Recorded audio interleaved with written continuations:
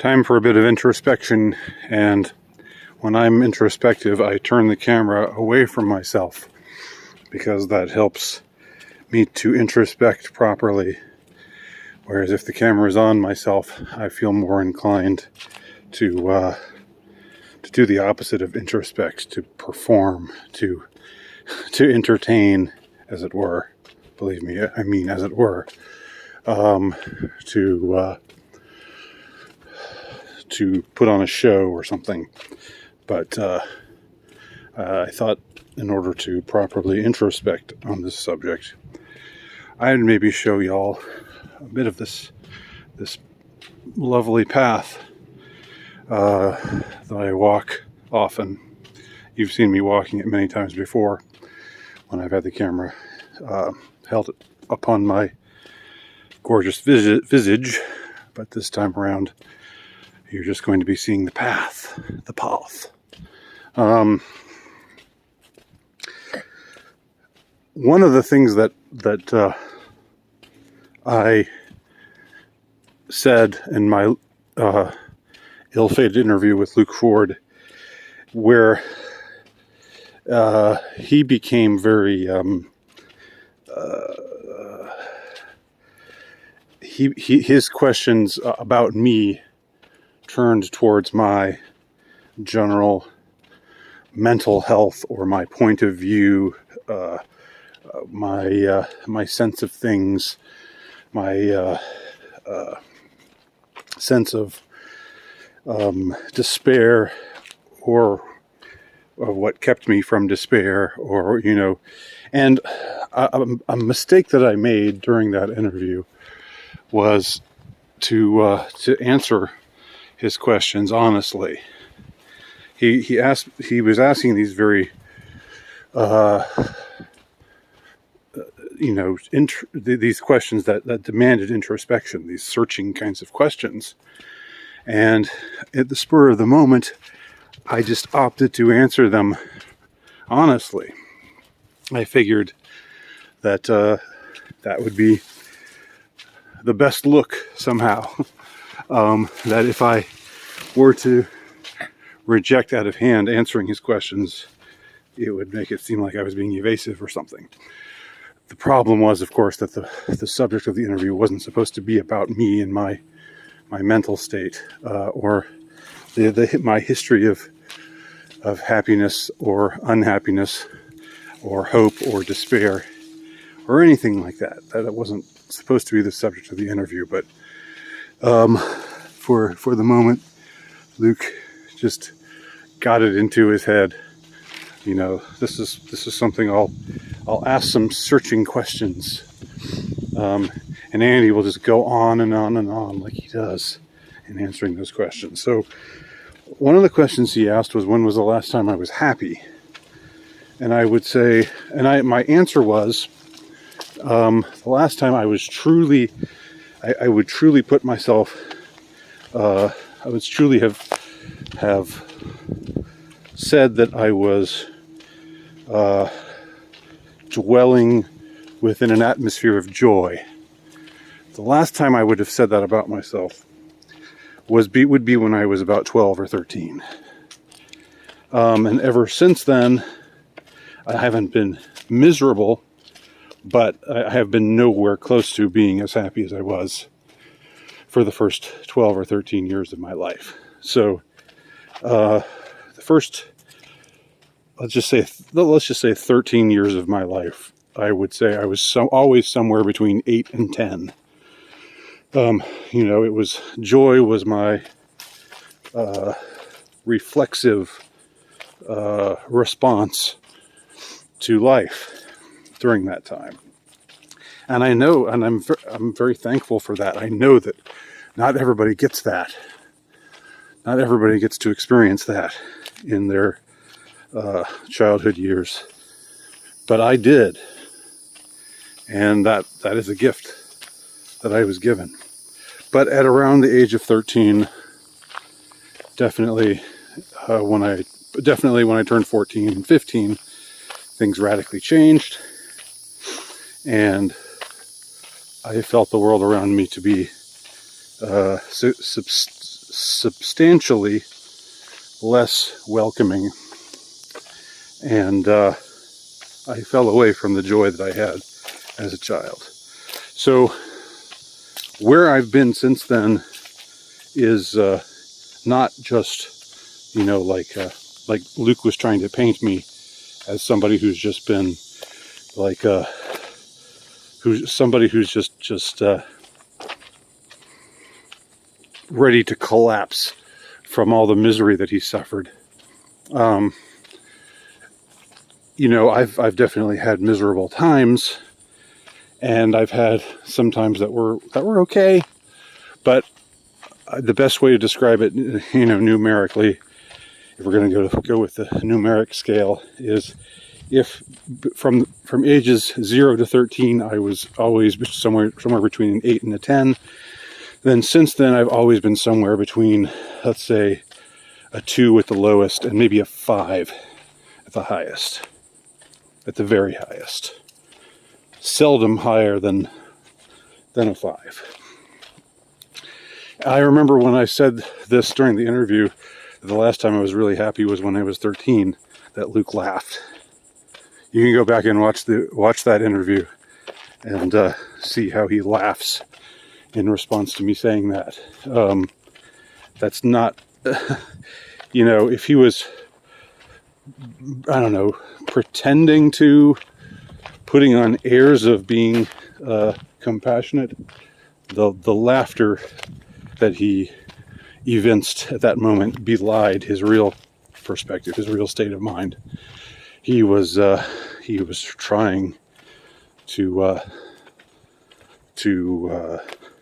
portray me in a particular way that would make me laughable, and I just don't. I mean, I think me laughing at someone for being unhappy, or for saying it's been 38 years, 37 years since you were as happy as you were in your childhood, for that to evince a laugh from someone, that shows you in what spirit that person is really conducting this interview, and what spirit is animating him asking these questions. But returning to that subject, with a little bit of introspection, I think my early years were not that were significantly better, because I was not horny at all. the hornier I became, the less happy I grew. Now, does that mean that sexuality equals unhappiness? I don't think so. I think if you are psychologically healthy, then no, you're able to integrate your sexuality into your life in a way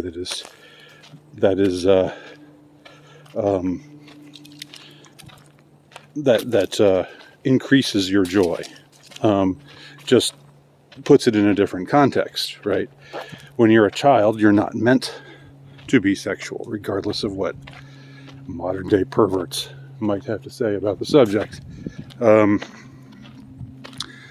You're presexual. And I guess a lot of this is what I write about in Confessions of a Would-Be Wanker. So I might just be repeating some of what I say in that book, which I wrote a few years ago here. But I do think it's interesting and it's significant that it was much harder. The world became much more difficult to navigate once I became sexualized. Naturally, at the time the time that it was supposed to happen, it wasn't a catastrophe. It wasn't an atrocity like child abuse victims suffer, where they become sexualized way before it's supposed to happen. because someone invades their personal space, either molests them or otherwise abuses them in a way that takes their innocence from them. That didn't happen with me. With me, it happened, at the time when it was supposed to happen. I was not a late bloomer or an early bloomer. I just, it came when it was supposed to come. And when it did arrive, things just really took a turn from there, because I was not able to integrate sexuality into happiness. I was not, it was an unwelcome guest, but it was a guest that I couldn't kick out at the same time.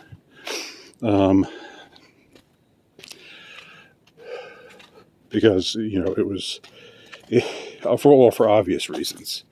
Anyone who's been a 13, 14, 15-year-old boy, 16-year-old boy, understands it's not something you can just will away. But for me, it was something that I really had a difficult time, again,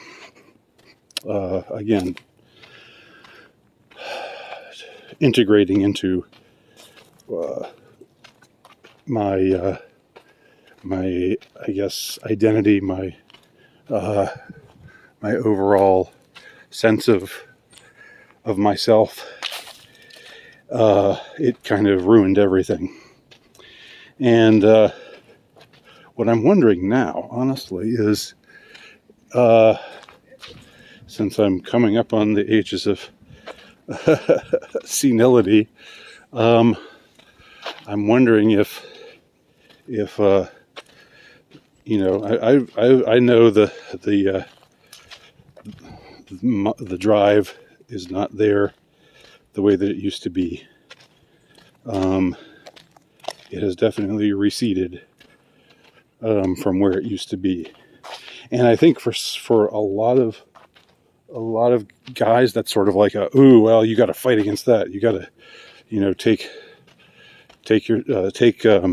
some pills for that. You got to get some testosterone therapy so you can start want it again. But that's just asinine.